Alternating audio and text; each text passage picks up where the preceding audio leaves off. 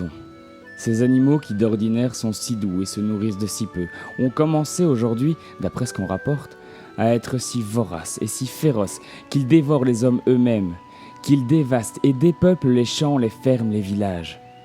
En effet, quelles que soient les parties du royaume où l'on produit la laine la plus fine et par conséquent la plus précieuse, en ces lieux, les seigneurs nobles et de bonne famille, et même quelques saints abbés, ne se contentent plus des revenus et des fruits annuels que leurs prédécesseurs avaient coutume de retirer de leur domaine. Non content d'une vie d'oisiveté et de luxe qui ne sert de rien à la communauté, quand elle ne lui porte pas préjudice, ils ne laissent aucun espace pour l'agriculture.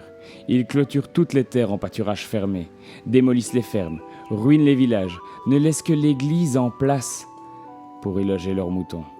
On chasse les fermiers de chez eux, on les dépouille même de leurs terres, ou encore, après les avoir épuisés par les vexations, on les amène à vendre leurs biens. Ainsi, d'une manière ou d'une autre, ils s'en vont, misérables loin du foyer connu et où ils avaient leurs habitudes, et ne trouvent aucun endroit pour les accueillir. Tout leur mobilier, ils le vendent, pour un prix dérisoire, le jour où il leur faut s'en débarrasser. Et lorsque bientôt, dans leur errance, ils auront épuisé ce peu d'argent, que leur restera-t-il d'autre à faire que voler et se faire pendre, évidemment en toute justice, ou aller à l'aventure en mendiant? Le processus d'accaparement des terres décrit par Thomas More dans l'Angleterre du XVIe siècle se révèle sur le fond similaire à ce qui se déroule à grande échelle depuis une décennie, en particulier sur le continent africain. La globalisation s'accélère et consacre la dérégulation et le rejet de l'interventionnisme étatique.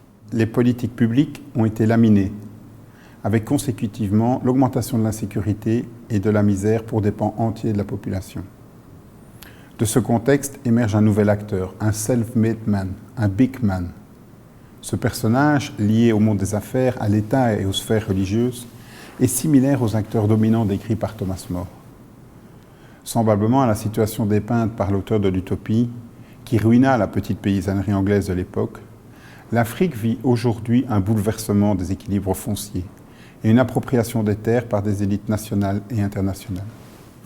Au Mozambique, au Cameroun, en République démocratique du Congo, en Côte d'Ivoire, au Niger, dans le delta intérieur du fleuve, pour ne citer que ces pays, des millions d'hectares, mais aussi des accès à l'eau, indispensables aux populations, sont accaparés de façon similaire à ce que dépeint Thomas More. Des jachères sont déclarées vacantes. Des paysans confrontés à des chefs locaux corrompus, à des lobbies internationaux et à des législations foncières ambivalentes qui ne sécurisent pas la propriété des petits agriculteurs, cèdent leurs parcelles sous les pressions et les dettes. Comme More le décrit dans l'Utopie, ces masses paysannes appauvries déambulent dans les périphéries urbaines miséreuses et en expansion d'Afrique, là où la croissance des inégalités caractérise ce début du XXIe siècle.